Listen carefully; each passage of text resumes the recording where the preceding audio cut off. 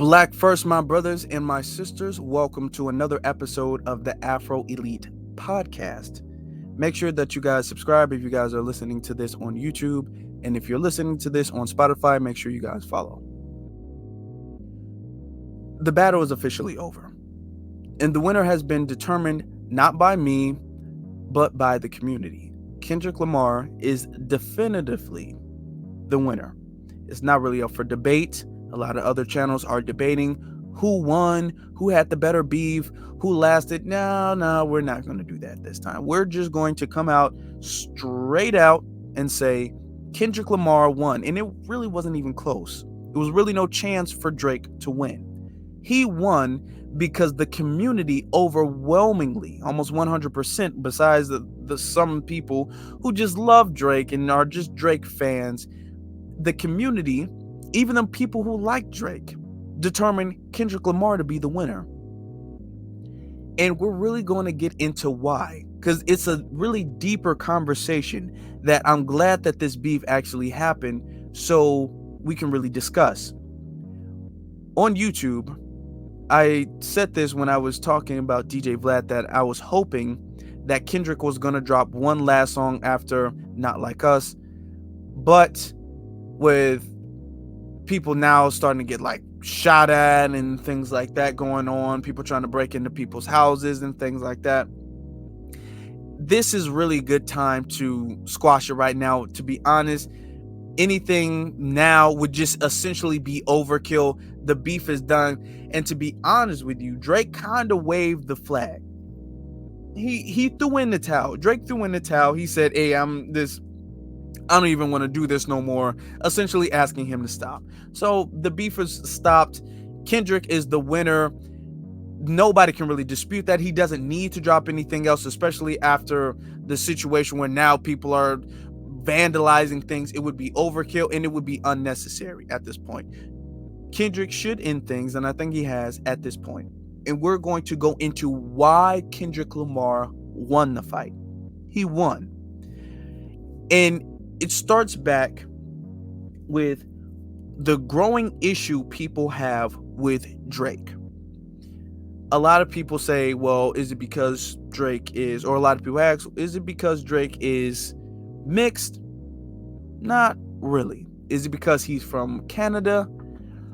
Not really. Well, what really is it? Is because he's not like a real gangster like that? Not really. Okay. These are factors. These things are factors in it, but neither of them are the reason. The reason is because Aubrey Grams, that's Drake's real name, Aubrey Grams is the real person. Drake is a character that Aubrey plays. Aubrey, he used to be an actor. He was in Degrassi. He used to be an actor. When he came to America and he started doing the rapping thing, there was talent in him. I'm not going to say he's not talented, but there was talent in him that he, as Aubrey, he can't connect to. So the character of Drake was made. Now, people will ask, why is it such a big deal that he's playing this character? We're going to get into why it's a big deal, why people have an issue with it, and why the character of Drake is ultimately the reason why he lost.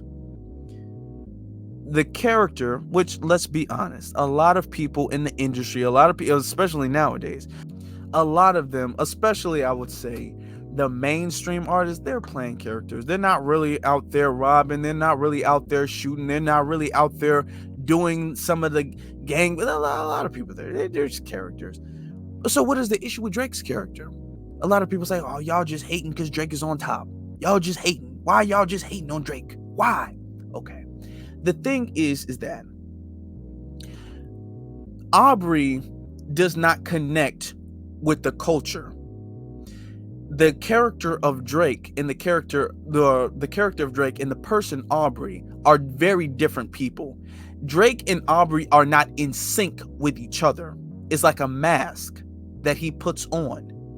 At least with these other people who are playing the characters, they actually somewhat do connect with the character, are in more align with even the character, even if it's exaggerated and it's embellished. The character is exaggerated and embellished. There's some type of cultural sync with them.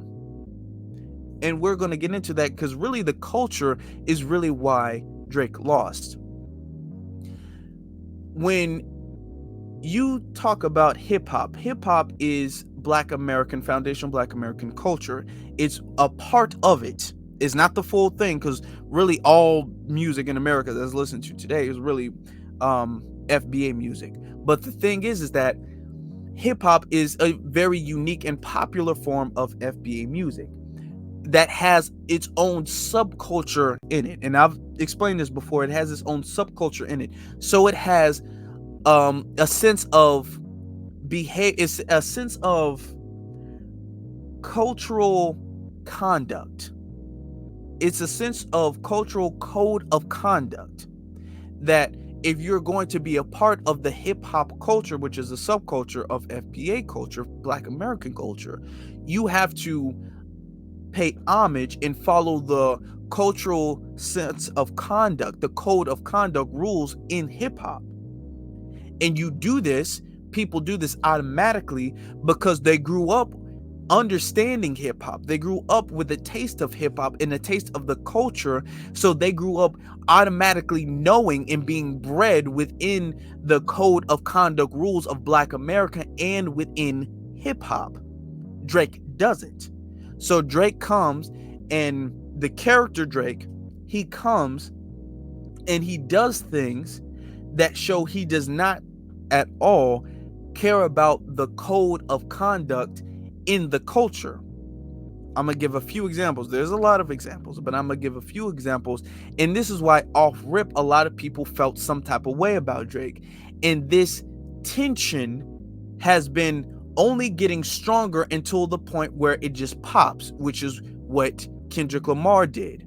So, going all the way back, when Drake first came on, Drake was coming on under really the wing of Lil Wayne.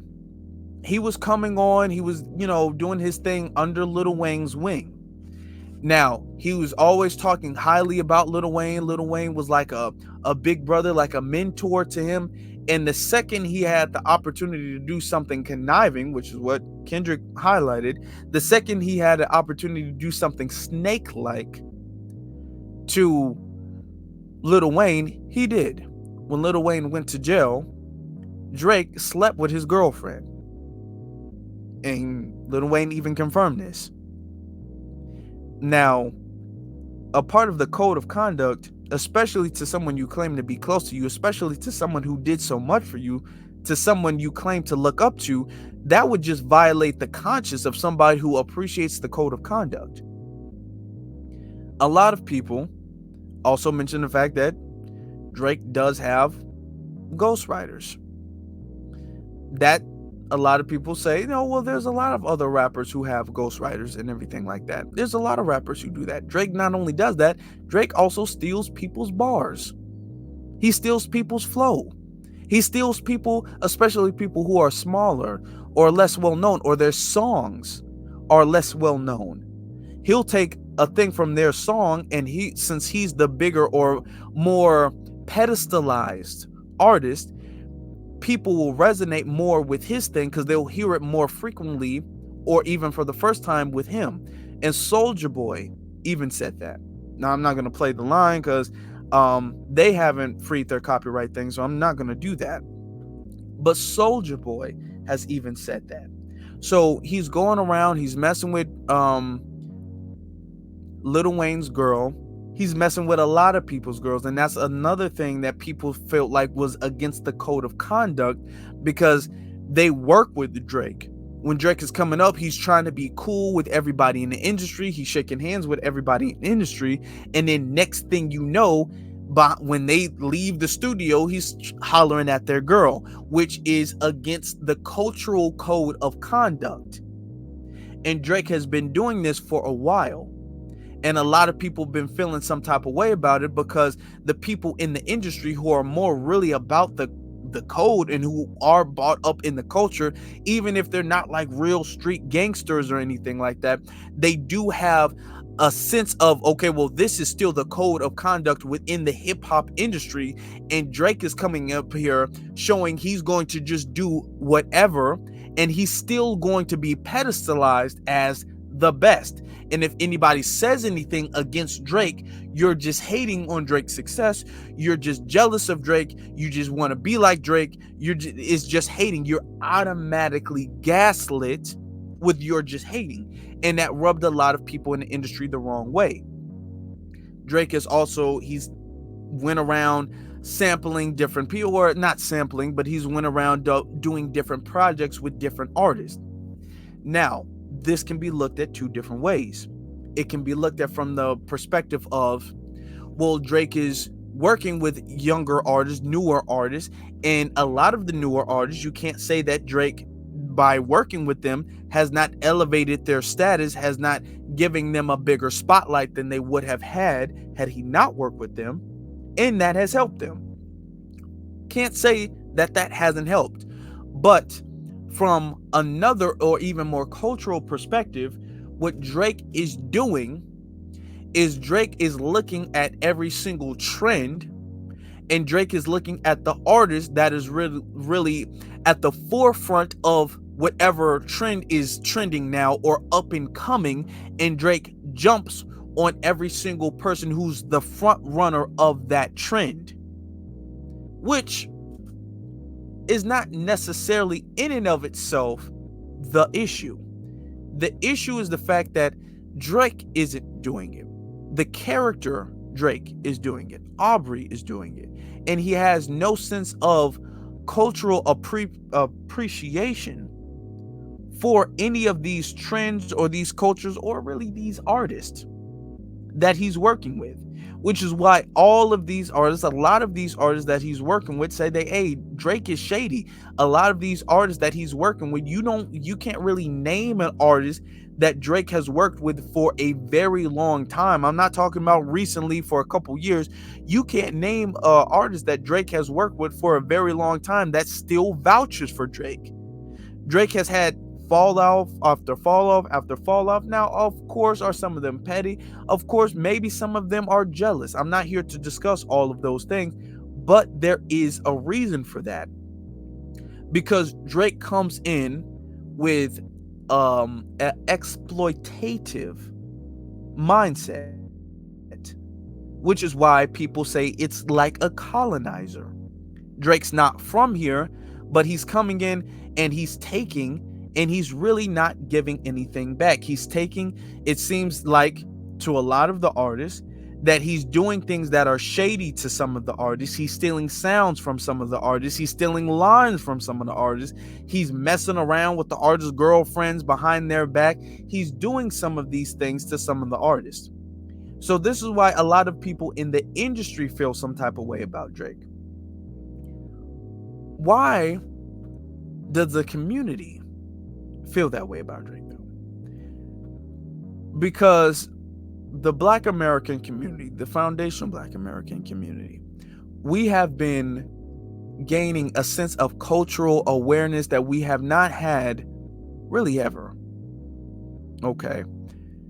We've always, or a lot of us, have tried to tie our culture somewhere back to Africa, somewhere outside of America.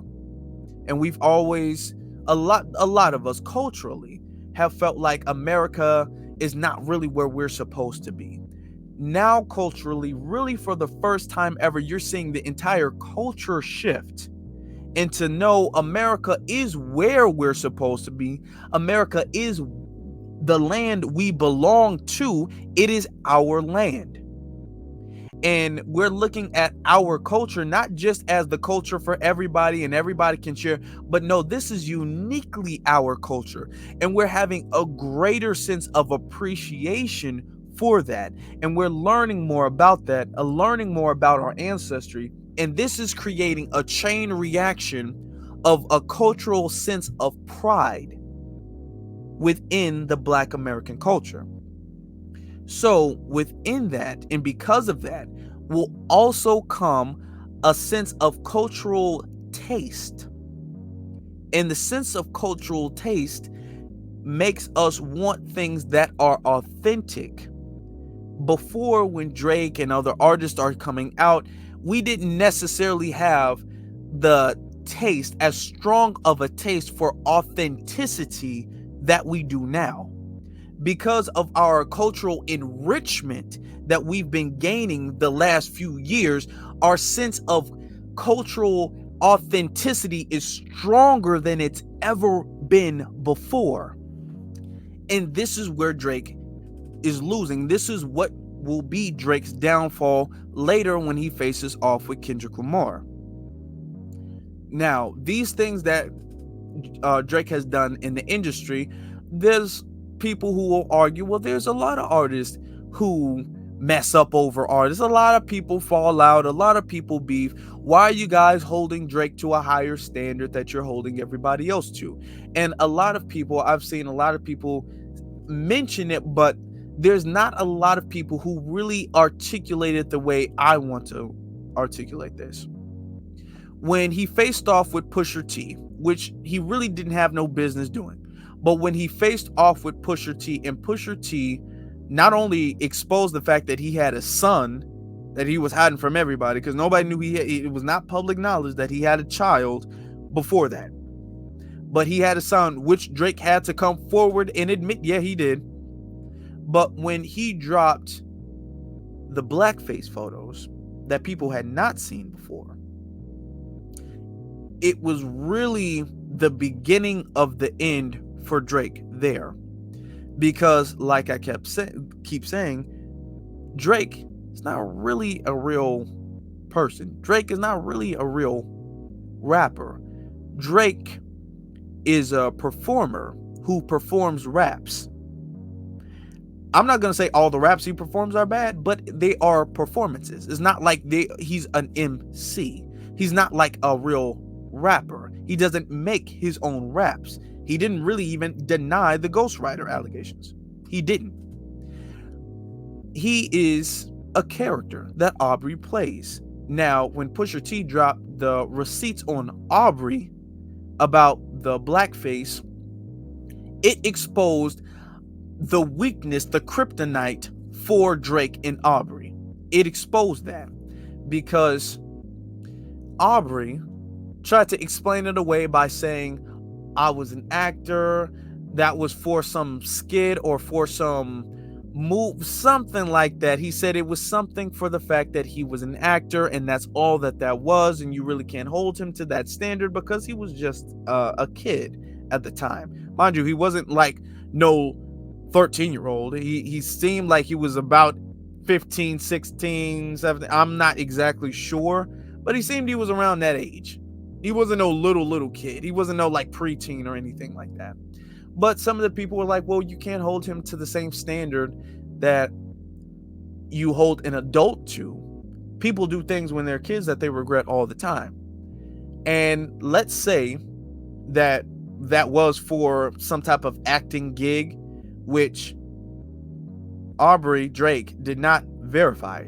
Drake didn't verify. Like, there was no behind the scenes where they were actually he filmed something, but it never like went on air because it was too, like, there was never really any authentic proof that that's where that actually came from. Nobody really knows for sure where that came from. It's just the only evidence that we've ever heard of where that came from Drake saying that was for acting. Let's say, for the sake of the argument, yeah, that did. And let's say people make it seem like, oh, you can't judge him. Let's give that a pass for the sake of the argument. Stay with me. Let's give that a pass. The thing is that Pusha T highlighted the fact that Drake is not one of us. Because in Black American culture, we understand the gravity, we understand the seriousness of blackface. So that's something that we would never do. Now, you do have your bootlicks, you do have your tap dancers who be shucking and jiving, and they'll put on black. Yeah, we do have that. But those people are very segregated from our culture. They're very much so ostracized from our culture.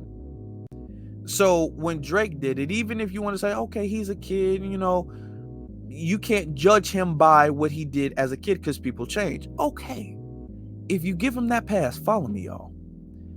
You would have to show where Drake or Aubrey has done anything that indicates that he does not currently feel that way.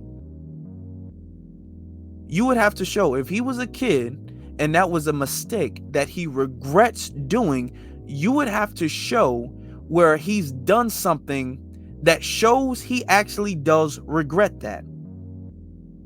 Even after the pictures were released, he explained it away, kind of, sort of, a little bit, but then he did not actually do anything to make up for that. He did not do anything to repent for that. See, and this is what highlights the cultural disconnect that Aubrey Graham has when it comes to Black America. Because we do things when we're teenagers that we would not do as adults, a lot of us. Blackface ain't really on the list for many of us, most of us, but okay. We do things, but the thing is that our sense of cultural appreciation for our ancestors would first off not allow most of us to do blackface. Most of us would not be doing blackface. Most of us, even if the ones who aren't necessarily super on code, super like pro-black, what you would call, even the ones who aren't super for black empowerment, most of us would just growing up with the basic sense of culture wouldn't put on no blackface. Most of us wouldn't be doing that. I'm talking about with the red lips and everything. Most of us wouldn't be caught doing that. Even if you want to say, okay, well, some of us, you got to understand he's a kid. But the thing is that even if one of us did, if we did not feel that way later on, if we felt a sense of regret later on, we would be doing something that would make up for, really, to us, the sin of blackface. Our sense of regret for disrespecting our people, our culture, and our ancestors would force us to do something, even if that wasn't exposed. Even if nobody knew about those pictures, to us, our sense of cultural appreciation for our people, for our history, for our ancestor, for our legacy and heritage, it would keep us up at night. We would have trouble sleeping just knowing the fact that we disrespected our ancestors like that. So you would be seeing something that we would be doing to repent and make up for the egregious off-code behavior that is blackface. And you don't see Aubrey Drake doing that, which shows you he doesn't really have that sense of cultural regret that the Black American community would have if they did that action. Even if we were not, like I said before, even if a Black American Foundation, Black American did that and that never got out, just the sense of cultural shame that you would internally feel by doing that, you would make like, hey, I got to do something. I got to give back to the community in some way. I got to make some type of pro-black rap or something. Like, I got to do something because I have to cleanse my soul of what I've done. I got to do something because this is kind of weighing on me. This is a cloud, a dark cloud of guilt that's hovering over me that we would culturally have because of our upbringing and our appreciation for it. Drake doesn't have that. So he doesn't feel the cultural sense to do that, which ultimately was a part of his downfall. So with that, we understand, and a lot of people were side-eyeing him about that. With that leads into the Kendrick thing. Now, before we get into that, there was some allegations that were said about Drake messing with children, being a pedophile. Now, I'm going to say this. That word is very serious. Really the most serious thing that, to be honest, you can really discuss. You can't really name anything that's more serious than that. That is not a joke. That's not something to toss around. That's not a light word. That is very, very, you can't really name, you can name, people can say people killed people. And that's not seen as bad. Like, really, it's not. Especially in our community. It's really not. All right. That's something that's not to be played with, not to be joked with. So I don't say that unless there is serious proof, definitive proof of that. I'm not going to just put that on anybody's jacket, especially someone who is another black man. I'm not going to do that.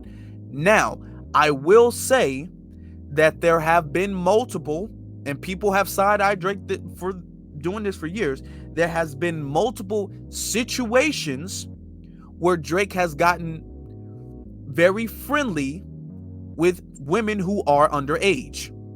He's gotten a little bit too comfortable with women who are underage. Okay? So it seemed like, okay,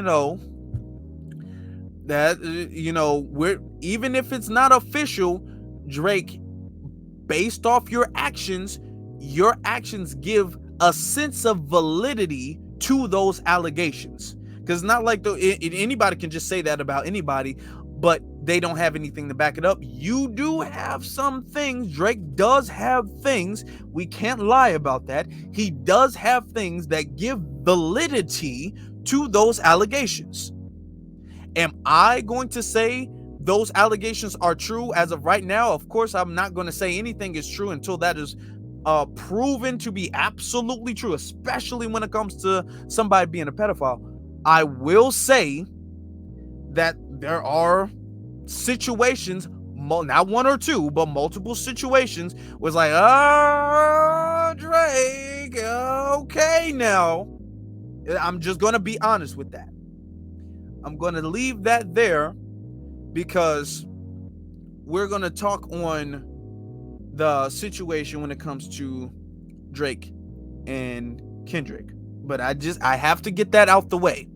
Do have to get that out the way. Am I saying that Drake is a pedophile?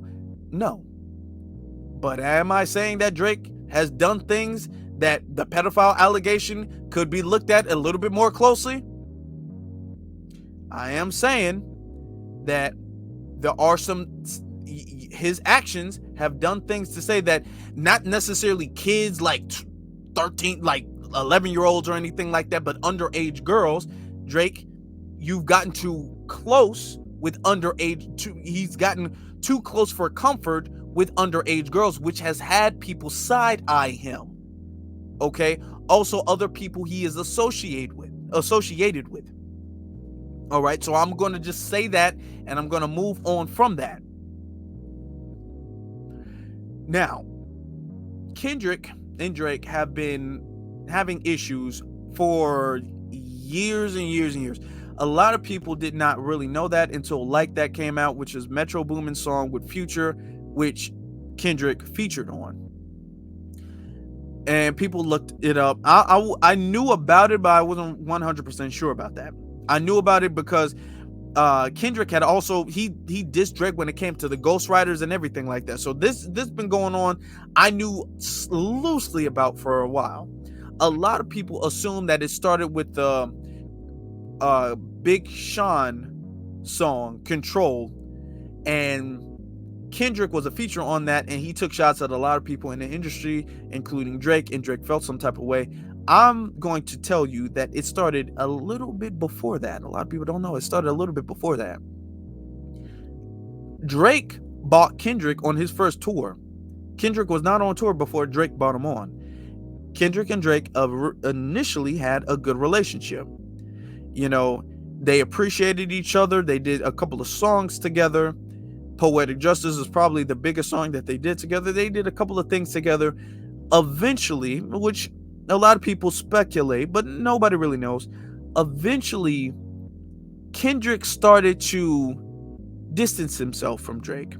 When being asked in interviews, Kendrick had a not disrespectful, but a less than favorable view on Drake. He didn't necessarily speak on Drake's name in such a high regard as he originally did. There was a disconnect, like Kendrick saw something within Drake that wasn't fully explained then.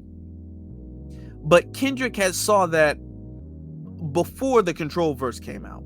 Now, in the Control verse, Kendrick said none of this was personal at all. And most of the rappers did not take it personal except Drake. Drake had took that personal, which led to some other things and some other things and some other things, which spiraled into years of them taking disses at each other, shots at each other, which spiraled into this situation we have. Now, in this situation, Drake and J. Cole did a song together called First Person Shooter. And in First Person Shooter, they were talking about how they're the big three of all the rappers, which is Drake, J. Cole, and Kendrick Lamar. But in that, they mentioned Kendrick Lamar, and then they essentially wrote Kendrick Lamar out, both him and J. Cole.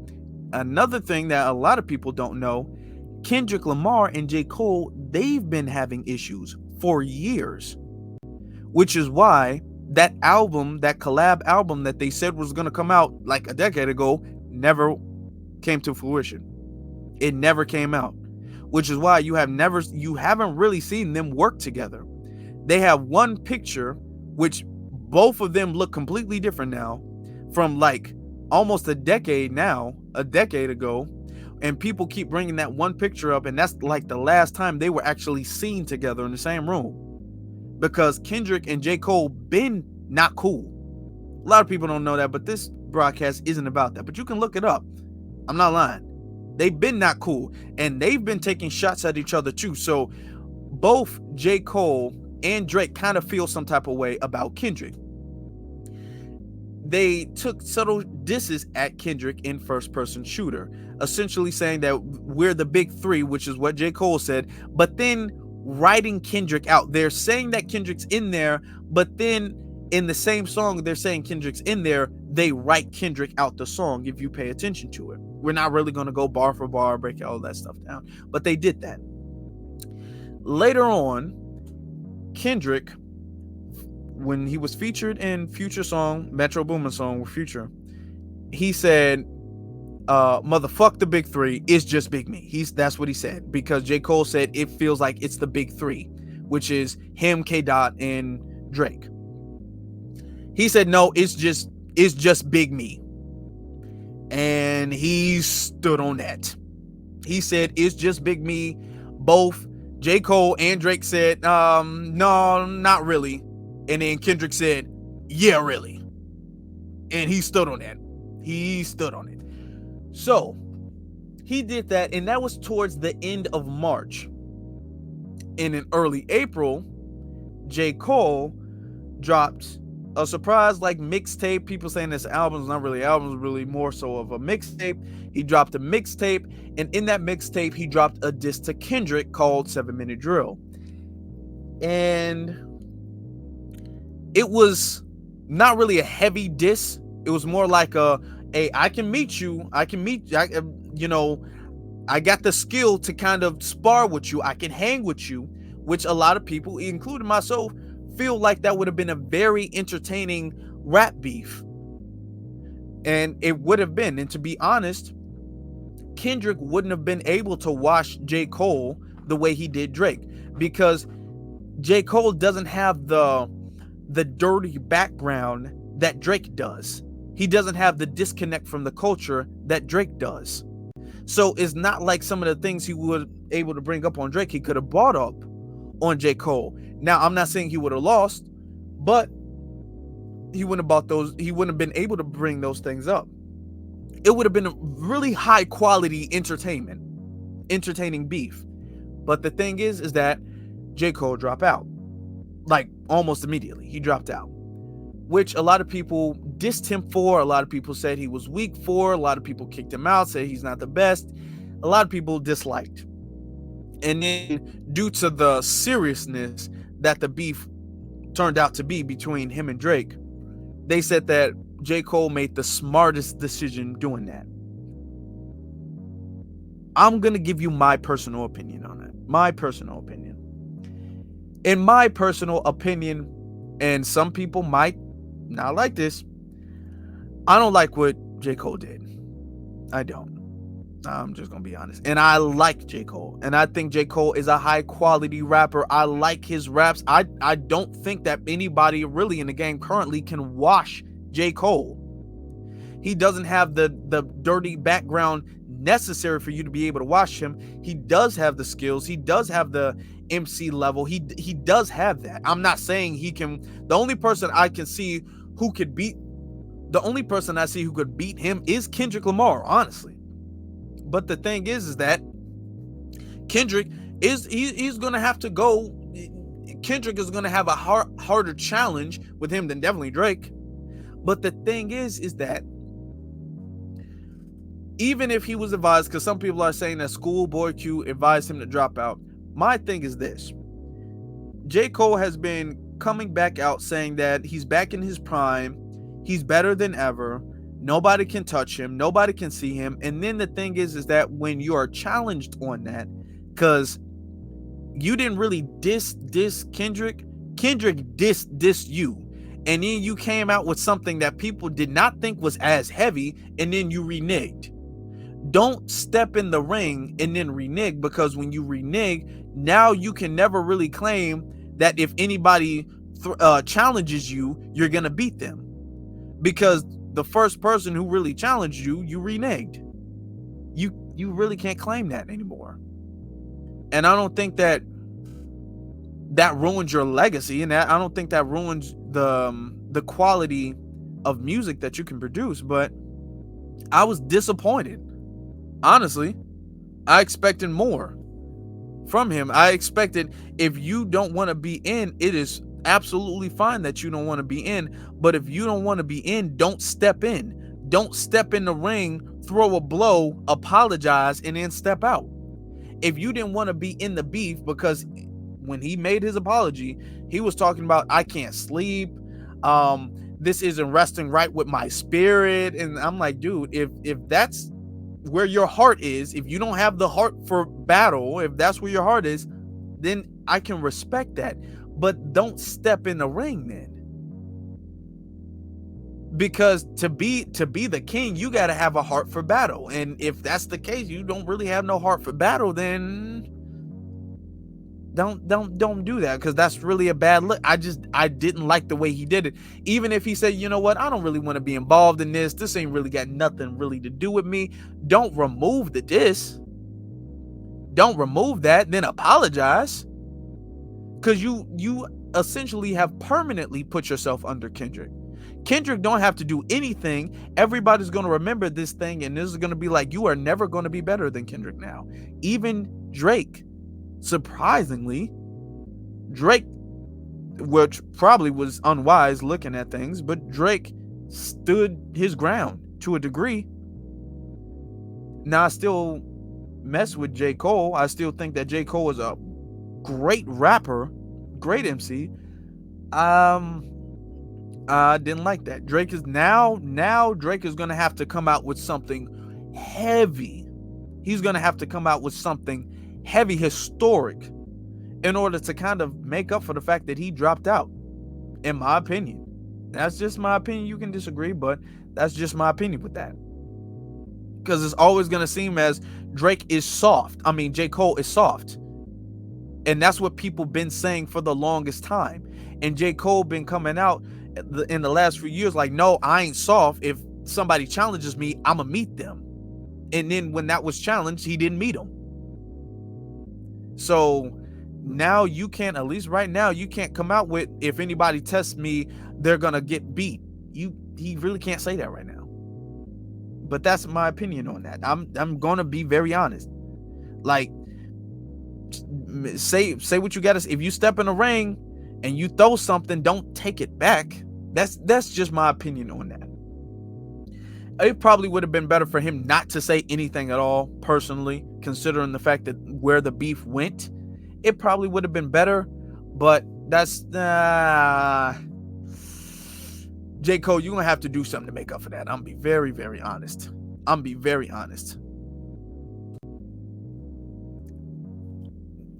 Now, getting into the Kendrick and Drake situation. The reason why Kendrick won, and I'm going to say it again, Kendrick won, it's not a debate. The reason why he won is not just because he's a better rapper, is not just because he's a better MC, is not really just because of that. It is because of the culture. And like I said, because of our cultural enrichment when it comes to Black American culture and heritage, we have a taste of authenticity that Kendrick Lamar is able to provide that Drake is not able to provide, which will ultimately be a factor in Drake's downfall. Now, remember all of the things I said about Aubrey playing the character of Drake and him not really paying homage and also showing disrespect to the cultural code of conduct within hip-hop and within Black America. When Drake responded with push-ups, which he responded to a lot of other people who dissed him, which is, Metro Boomin, Future, The Weeknd, Rick Ross, and Kendrick. When he said that, he dropped the line and he said, he's around bodyguards like Whitney. He's with bodyguards like Whitney. Something to the line of bodyguards like Whitney, which originally I didn't understand what that meant, but looking back into it, what he was saying in the push-ups line was the bodyguard like Whitney, Kendrick Lamar's wife, is named Whitney. And there was an allegation, which has not been proven to be true, but there was an allegation and a rumor that his wife, Whitney, cheated on him with his bodyguard. That's why he said, I'm around bodyguards like Whitney. Which Drake took it. Now, he was talking about, you're not really around like that. He's bigger. He's at the top and all that stuff. It was really on some, what he said, PG stuff. Then Drake made, first off, that was, he brought family into it. Drake is the first one to bring family into it. Just keep that in mind.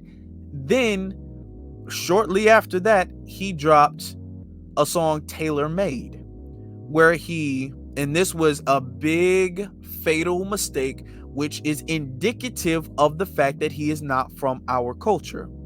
He's trying to get at Kendrick from a cultural thing where he's using Tupac and Snoop Dogg. He uses AI to make songs, and he's using Tupac's voice and Snoop Dogg's voice with an AI. He generates them in an AI, and he makes a diss, which everybody thought was greatly distasteful. Snoop Dogg, he was like, what the hell? Everybody thought was distasteful, especially because he used Tupac.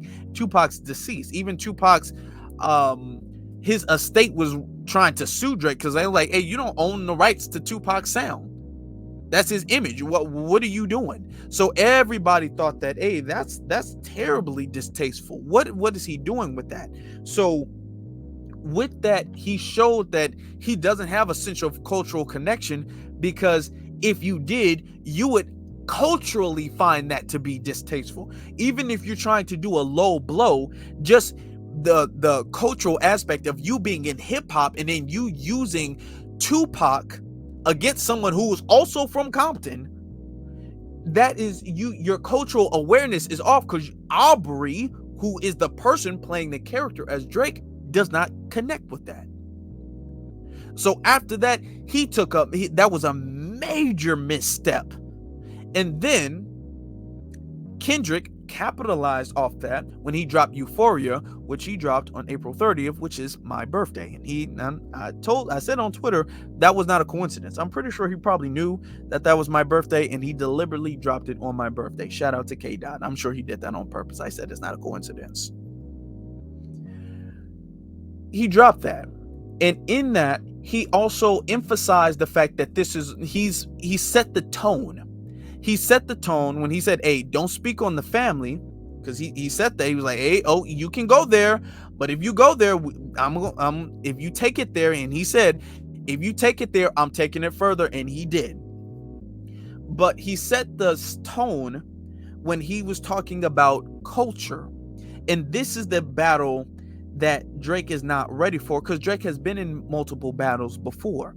What makes this one so much different is because this one is not nearly as personal of a, I got more money than you, I have more hits than you, I go on tour more than you, I have better women than you. It's less about that and more about the culture.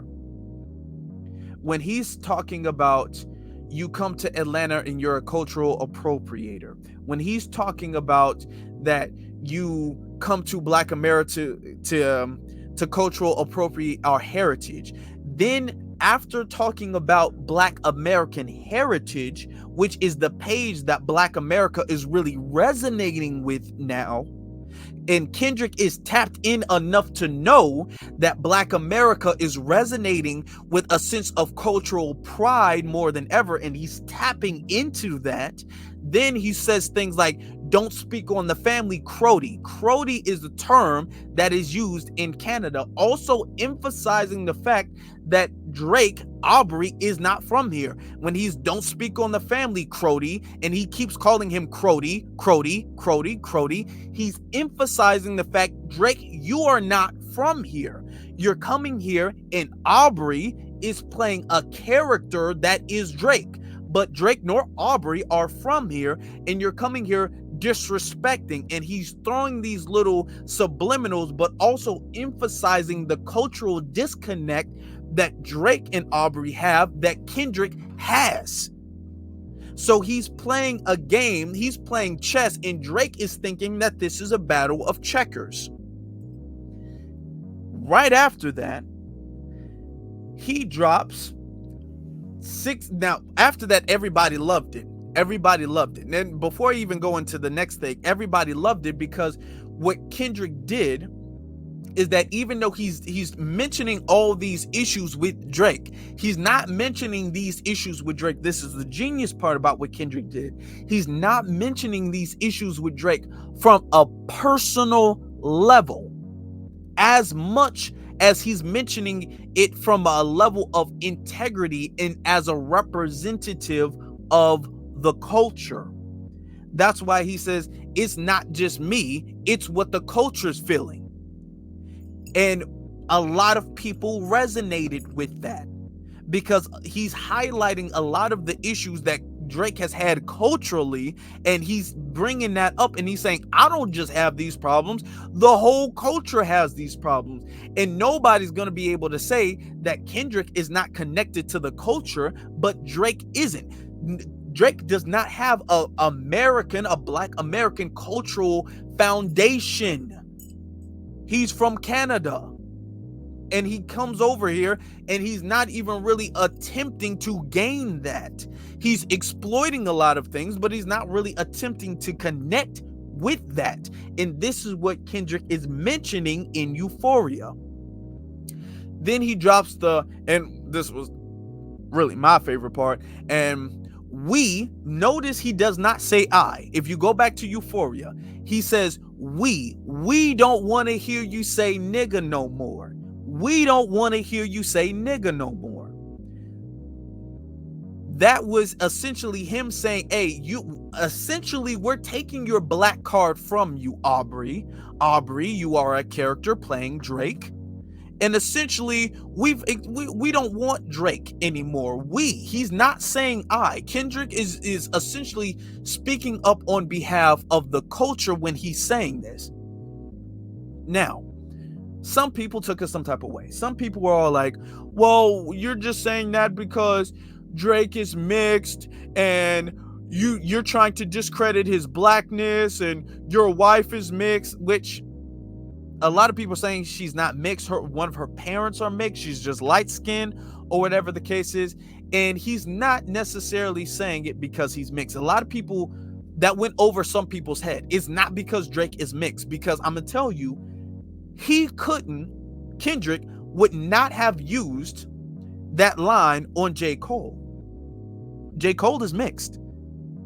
If he was going back and forth with J. Cole, he wouldn't have been able to say, and we don't want to hear you say nigga no more. He wouldn't have been able to say that to J. Cole. But he is able to say that to Drake. Why? Because throughout the entire song, he highlights all of the situations and incidents which Drake shows that he's disconnected from the culture. And this is a part of the issue that people have had that's been simmering up with Drake.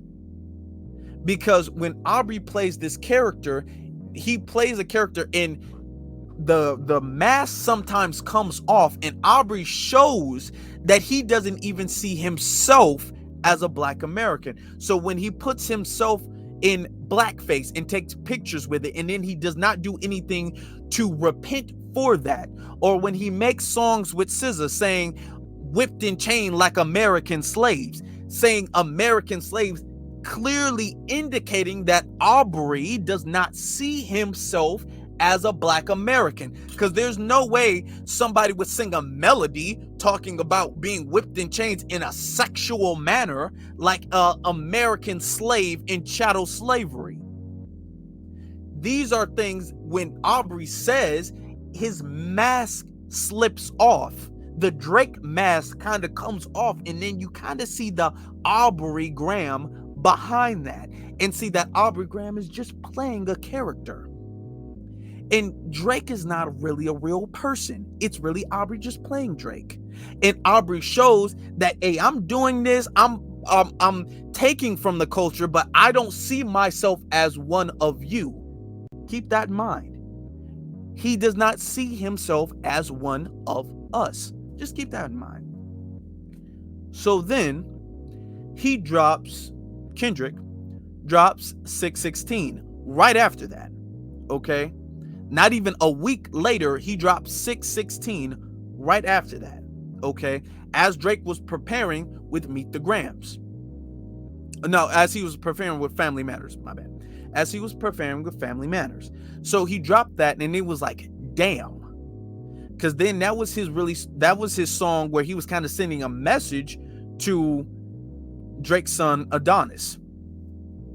And in that, he also mentioned certain things about, because Drake did, let's be honest, he did take it to a personal level. He mentioned certain things about Drake, and then Drake having a daughter, which and I'm going to be honest, we have not really seen any proof of, except for that one song or whatever the case is, and that Drake is claiming is not true.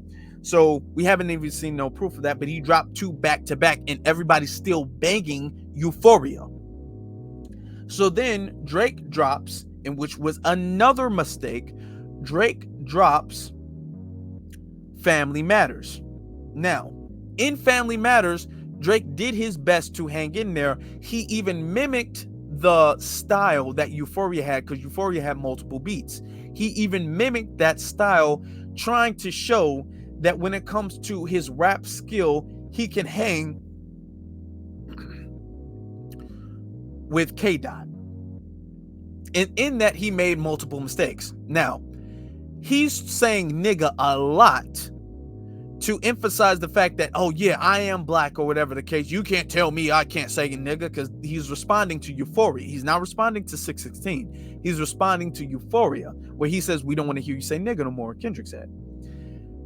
Opening up the song, he has his mother, who is Caucasian. He has his mother saying, I don't think you should say, and then he's nigga. He says nigga, and he's saying that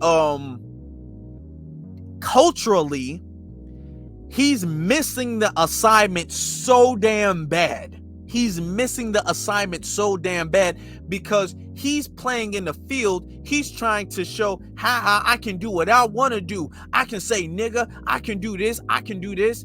He's doing that really to try to really push a button with Kendrick. He's not understanding. He's not fighting the fight that he thinks he's fighting. He's not playing.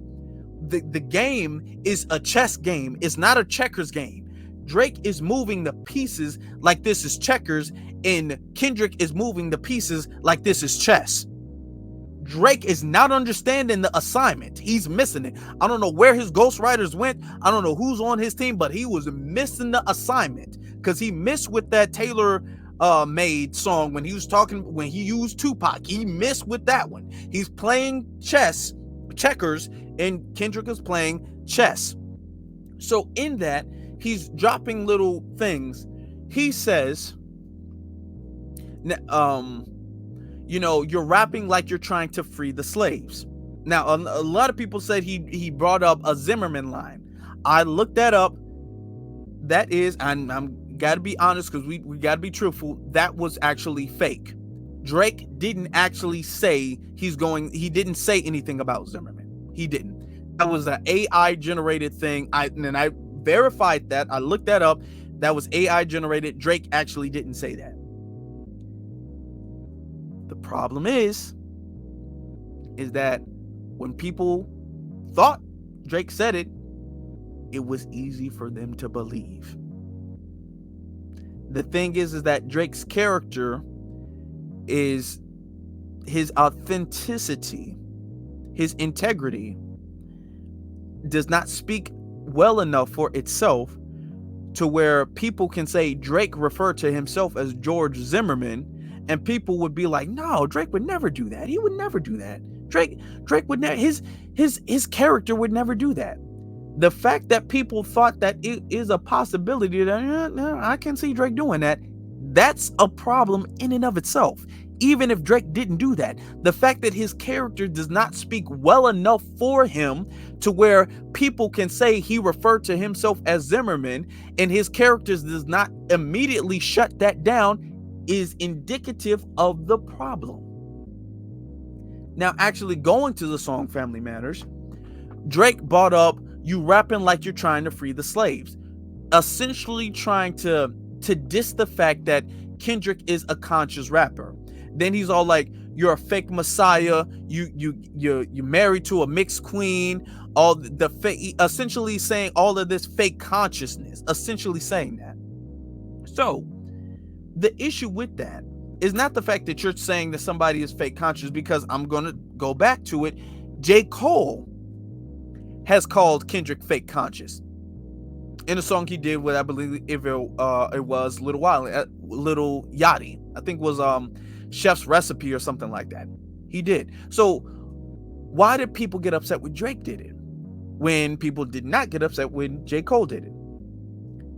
Because J. Cole has done things, and even if you want to say the fake conscious thing is something, I wouldn't say that about Kendrick, but let's say that J. Cole has done things. He has made projects. He has stood for people in situations where you can't say he doesn't care about the people. He doesn't care about black people. He has mentioned things about black before.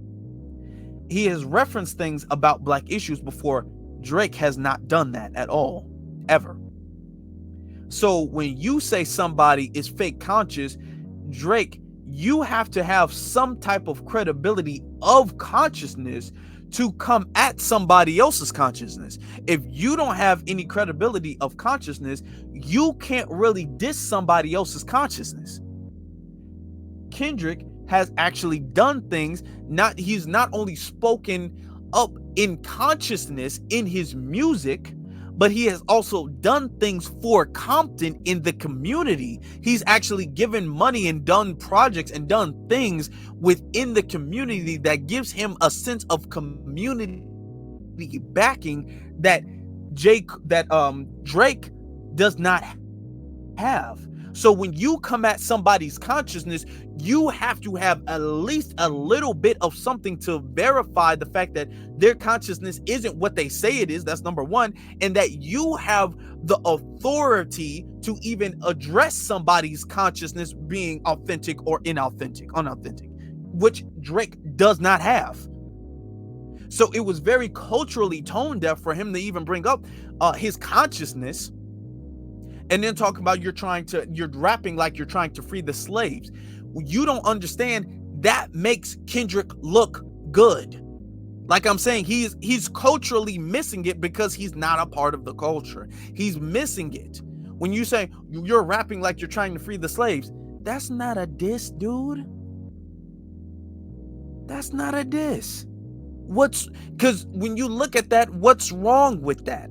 And then when you follow it up with, oh, you're trying to be fake conscious, to be honest, it would have been a lot better if you would have said fake conscious instead you're rapping like you're trying to free the slaves, because that bar alone makes Kendrick look good. You're playing on his field, because what he's emphasizing is that you're the outsider coming into the culture, and your bars are verifying that that is the case.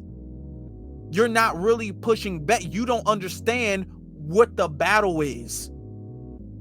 You think the battle is man to man, it's culture to culture, and Drake is not getting that. He's not understanding that. So when he says things like, you're rapping like you're trying to free the slaves, it only verifies Kendrick Lamar's point of this is an outsider culturally appropriating in our culture, and I'm speaking on behalf of the culture, and his next diss is essentially saying that I'm trying to free the slaves. His next diss is dissing my consciousness, not showing his own consciousness, but dissing mine. That's a terrible misstep. Absolutely terrible misstep. Then he follows it up with, you were beating on your wife and all that stuff, which are allegations that have not been proven to be true. That has not been proven to be true. Didn't drop any receipts, no evidence to prove that to be true. He just said it. Okay. We're not saying it's true or false, but we're just saying that has not been proven to be true. And then Kendrick, he took it up, and now he upped the tempo. Then after that, he dropped Meet the Grams. And in that Meet the Grams song, he essentially he went after Drake a lot heavier. Then he started dropping allegations about, pedophilia, and he went in on him. And then immediately after that, or not immediately, but pretty soon after that, he dropped essentially the final blow. Because the thing is that when it came to Euphoria, Drake really lost then. Drake couldn't come back from Euphoria because Euphoria set the tempo, which Drake can't fight in that field. Drake can't fight in the field of culture. He can't fight in that field. He's going to lose like he lost to Pusha T. He's going to lose.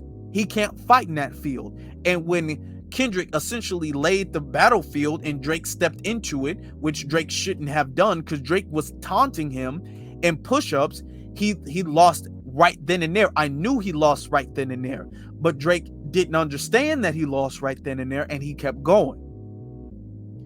Then he dropped Not Like Us. Not Like Us was such a big, phenomenal hit, and it came right after Meet the Grams. So Drake doesn't have really no time to recover, because that's 4 songs in less than a week. The whole Family Matters, that was a response to Euphoria. He didn't even have a response to 616. And as he's trying to respond to 616, he gets Meet the Grams. He doesn't even have a chance to really process Meet the Grams, nor the people, before they drop Not Like Us. People still weren't really finished with Euphoria, to be honest. And Not Like Us took the whole black community by storm. It dropped a lot of allegations about the pedophile stuff, which we're even going to put a pause in that. But it dropped the cultural thing, using the West Coast beat and essentially emphasizing the fact that Kendrick Lamar in this battle is representing FBA culture and Drake is representing an outsider.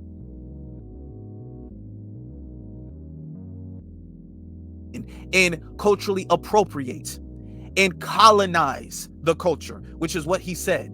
And the genius part about it is the fact that it wasn't just a diss. He did essentially a tactic that Drake had did when he fought against Meek Mill with the back-to-back. He made something that was very catchy, very easy to remember. He made something that was deep, but it was fun enough and simplistic enough. It was genius, but it was in a genius but very simplistic in a way that a lot of people understood and people could dance to, people could party to. It was a sense of empowerment. The music, the melody that went with the music, everything was in sync, and it really sealed the deal on Drake from start to finish. People were dancing, people were quoting. That was all that the thing we're talking about. And the thing is that Drake did not, because he kept drinking pedophiles, certified pedophiles. And even if we're not going to put that jacket on Drake did not have the proper response to that. Because the whole time Drake's all like, yeah, I don't have a daughter. What do you mean, daughter? I don't have a daughter. I have a son, not a daughter. And a lot of people like, I mean, what do you mean the pedophile stuff? Well, hold on. What do you mean, daughter? I don't have one. Like, he kept going in on that. Then he dropped his last thing. Not even forgot what the hell that thing is called. 6 Hearts or something like that. Drake dropped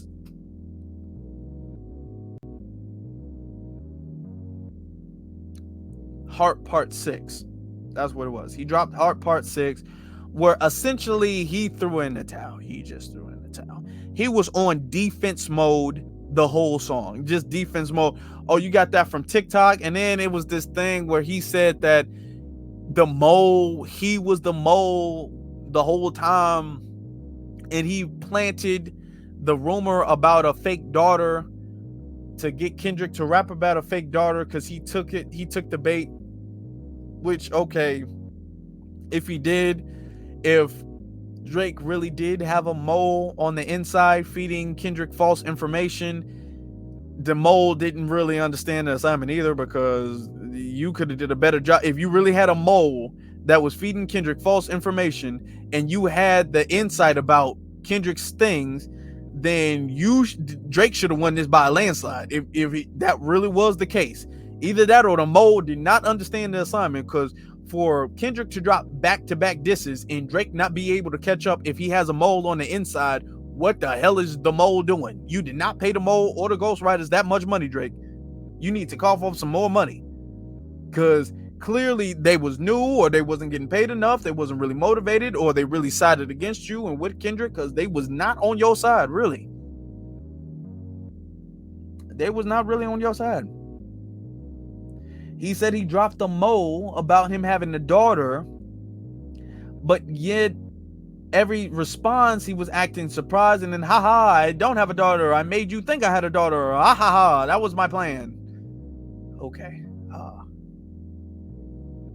If you had a mole, you should have known where Kendrick's angle was, and you should have been able to come up with a better counter for that, but he wasn't. Kendrick had him essentially playing Kendrick's game, which kind of doesn't make sense if you really had a mole giving Kendrick information. That really makes sense, unless you planned on losing, which I doubt, but okay. But this is the situation, because Kendrick won, and he won from a cultural sense, and because of the fact that the culture, Black American, foundational Black American culture, FBA culture has gotten so powerful, so much more prideful, so much more enriched in the everyday citizen. Whether you like to use the term FBA, Black America, just the culture in and of itself. Just the fact that we're having these conversations, just the fact that when somebody comes from without the culture, from outside of the culture, and they say something slick about our culture, we're standing on business, and we aren't like, no, you don't get to come here and say that. We don't have a culture, says who? That better not be saying y'all, coming from Canada, coming from anywhere outside of America, better not be saying y'all, because we can look at y'all and look at our shit. Like, we can go back to back. And the fact that that a sense of cultural pride, a sense of us going on trends and looking up our culture and looking up our heritage and looking up our music and our taste in art and our taste in food and our taste in language and our taste in just who we are and how we are raised and how we are bred and how we think and how we move and everything about us, our style, our flavor. Everything about us has become more enriched, and we are more prideful now in our culture than we've ever been. That has become a weapon that Kendrick Lamar strategically, ingeniously used against Drake, and Drake did not understand that because Aubrey is not within the culture. Aubrey does not appreciate the culture, and Aubrey doesn't understand that.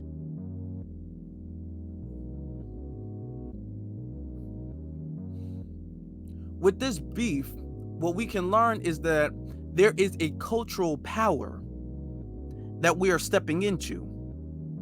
And a lot of people are having these conversations about now, since we're on the thing of delineation, which we've been on for the last few years, since we're on that, since we're on separating and gatekeeping and having a sense of pride, because when you have pride for something, that's when you gatekeep it. You gatekeep things that you have a sense of pride for. You gatekeep things that you value. You don't let anybody come in your drive. You don't let anybody and everybody just drive your car because you value your car. You don't even let everybody in your house because you value your house. If people come in your house, they can't come in your room, your bedroom, because it's a sense of you value that. It's a sense of, oh, well, no. You have to have a sense of closeness to me before you are allowed to step into those levels. So when you value things, you protect things more. And because we are valuing our culture, we're protecting our culture more. So when we look at other people from outside and they're doing things, we're hitting the brakes, never like we've done before. Like, oh, well, this is as far as you go. This is where the line is drawn. It was drawn all close to me, but now it's drawn all the way back there, and you better not cross it. That's what we're doing now. That is what we're doing. That is the power.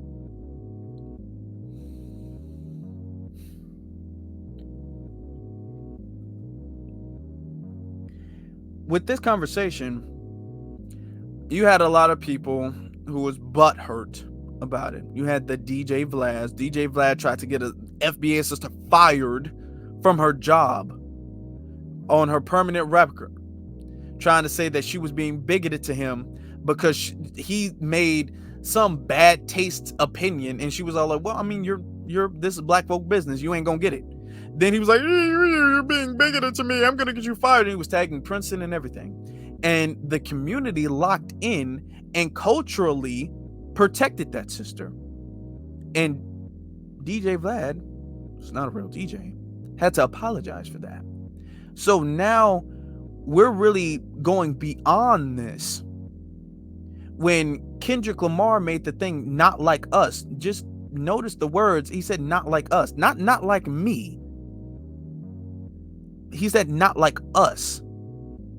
And the culture resonated with that because we're understanding that these people are not like us. And if these people are not like us, these people should not be around us. So it really resonates because that's the narrative and that's the energy that the culture has been feeling for the last few years. And that's something that empowers and propels and motivates us to keep going forward. So now we're looking at, and I've always had, I can't stand DJ Vlad, but now we're looking at everyone who's not like us. The DJ Vlads, people bringing up DJ Khaled, people bringing up academics, people bringing up Eminem, people bringing up all of these people who've been allowed by the dominant society, essentially, because they weren't really co-signed by the community, but they've been allowed to come here and culturally appropriate and to colonize and tether their way into our culture. And now we're sitting up there saying, hey, you know what, all these tethers, we're gonna have to get rid of them. All these these colonizers, we're going to have to run them out the paint, culturally speaking. So now we're looking at all of them like, hey, now we're really going to have a much deeper conversation about why is any black person doing interviews with Vlad? Why is any black person doing that? Why is any black person doing music with DJ Khaled? Why is any black person doing that? All of y'all not like us. The message of not like us is beyond Drake. And that was the genius that Kendrick Lamar was able to input in that song. It's beyond Drake. It's not just about Drake. It's not just about Aubrey. It's about what Drake and Aubrey represent.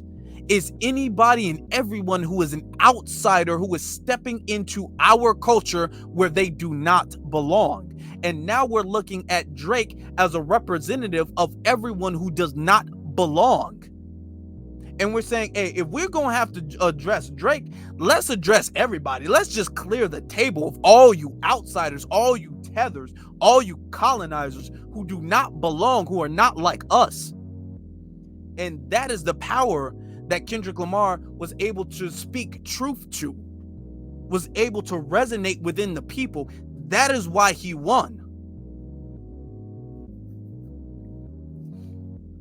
I was glad to see this. And what I think I'm going to be more glad to see is the aftermath and the effect. If the community can keep this energy and the message of not like us can really stick in the minds and the subconsciouses and the consciousness of the community, of the people, and we can take this message and we can make this truth to power. We can speak this truth to power, and now we can start getting rid of all of these people and having a more pure culture. And the tethers and the all of them, get them all out the paint. And when we do that, then when people do things that they want to, because of course we are the culture, we are the best. When they do things and they want to step in, they will have to step in with a much greater sense of appreciation, with a much greater sense of paying homage. When they step in, all of that, you're stepping in and you don't have to follow the cultural code of conduct that will exist no more. You better understand the cultural code of conduct. You absolutely better understand that. And if you don't, and that's the only way we're even going to look at your paperwork, and we still got to double check your paperwork. And when you come in, just know, because you are an outsider, we can be friendly depending on who it is. But just so you know, it's a one strike, you're out. You're not going to get strike after strike after strike after strike. You're not like Drake. All of that Drake, strike after strike after strike after strike after strike. Oh, no, that don't, no. We ain't doing that no more. We ain't doing that no more. No. You better understand, as an outsider, you are walking in our culture on thin ice. And I suggest that you be very careful. Pay homage. There's some writers out there who not FBA. Oh, shout out to them. They cool. But they understand that they need to follow the cultural code of conduct. And I'm not talking about just with hip hop. I'm talking about with FBA culture in general. You better follow the cultural code of conduct. And the ones that do, we don't have a problem with them. We don't have a problem with them. Now, the ones that don't, just understand that you can be ostracized from the culture, because that's going to start to be a thing. Mark my words, that's going to start to be a thing that you're going to see happening faster and faster and faster and more potent and with more strength, with more people backing it up, with less people disagreeing to it, or less people at least saying that they disagree to it. So just beware of that. But brothers and sisters, ladies and gentlemen, this is why Kendrick Lamar beat Drake.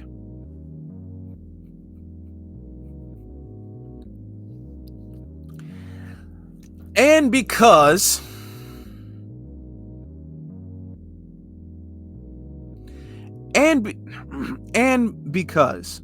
Kendrick Lamar is such a rider, he took the copyrights off his songs so his songs can be played on YouTube without the fear of copyright. This is something that I have been wanting for years, and I'm not going to miss my opportunity to do that. So as we close, I feel like there's no better way to close without playing, which a lot of people are saying is the new Black American anthem, Not Like Us. Psst, I see dead people. On that beat, nope. Aye, monster on the beat, ho, Debo, any rap nigga, he a freak though. Man down, call her Amber Lambs, tell him breathe, bro. Nail a nigga to the cross, he walk around like Tizo. What's up with these jabroni ass niggas trying to see Compton? The industry can hate me, fuck them all and they mama. How many options you really got? I mean, it's too many options. I'm finna pass on this body, I'm John Stockton. Beat your ass and hide the Bible if God watching. Sometimes you gotta pop out and show niggas. Certified boogeyman, I'm the one that up to score with him. Walk him down whole time, I know he got some hoe in him. Pull on him, extort shit, bully the flow on him. Say Drake, I hear you like I'm young. You better not ever go to cell block 1. To any bitch that talk to him and they in love, just make sure you hide your little sister from him. They tell me Chubb's the only one that get your hand-me-downs and party at the party playing with his nose now. And Baka got a weird case, why is he around? Certified lover boys, certified pedophiles. Wop, wop, wop, wop, wop. That fuck him up. Wop, wop, wop, wop, wop. I'ma do my stuff. Why you trolling like a bitch? Ain't you tired? Trying to strike a chord and it's probably A minor.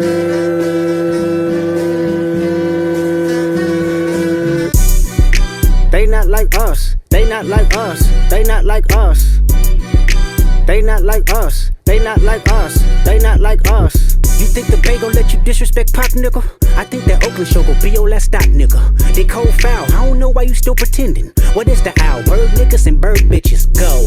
The audience not dumb, shape the stories how you want. Hey Drake, they're not slow. Rabbit hole is still deep, I can go further, I promise. Ain't there some P-rest that's for bitchin'? You Malibu most wanted, ain't no law boy, you ball boy, fish Gatorade or something. Since 2009, I had this bitch jumping. You niggas will get a wedgie, be flipped over your boxes, or over your foe. The other vaginal option, pussy, nigga better straighten they posture. Got favors all up in contact, might write this with a doctor. Tell a pop star quit hiding, fuck a caption, won't action. No accident, I'm hands on, he fuck around, get polished. Fucked on Wayne Grow, he was in jail, that's conniving. Then get his face tatted like a bitch apologizing. I'm glad D-Rose came home, y'all didn't deserve him neither. From Alondra down to Central, nigga better not speak on Serena. And your homeboy needs subpoena, that predator moving flocks. That name gotta be registered and placed on neighborhood watch. I lean on you niggas like another line of walk. Yeah, it's all eyes on me and I'ma send it up the pot. Ay, put the roll label on me, I'ma get them dropped. Ay, sweet chin music and I won't pass the ox. Ay, how many stocks do I really have in stock? Ay, 1, 2, 3, 4, 5 plus 5. Ay, devil is a lie, he is 69 God. Ay, freaky ass niggas need to stay their ass inside. Ay, roll their ass up like a fresh pack of Zod. Ay, city is back up, it's a must, we outside. Ay.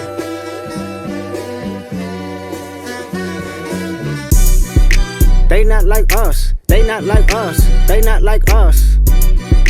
They not like us, they not like us, they not like us.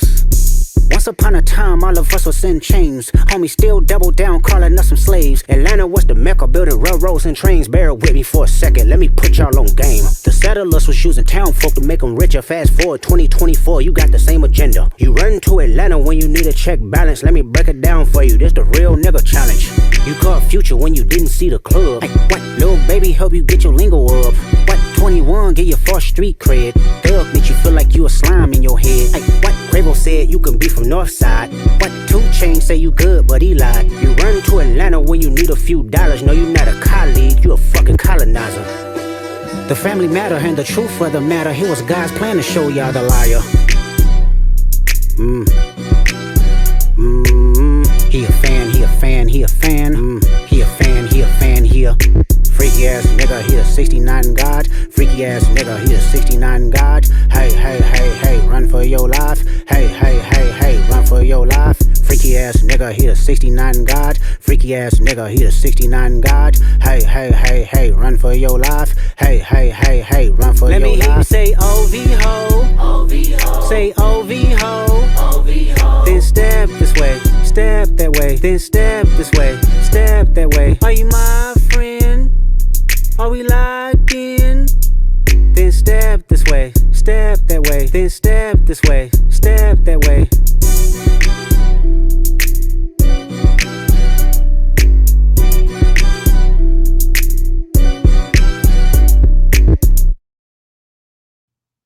Brothers and sisters, thank you for listening to the Afro Elite podcast.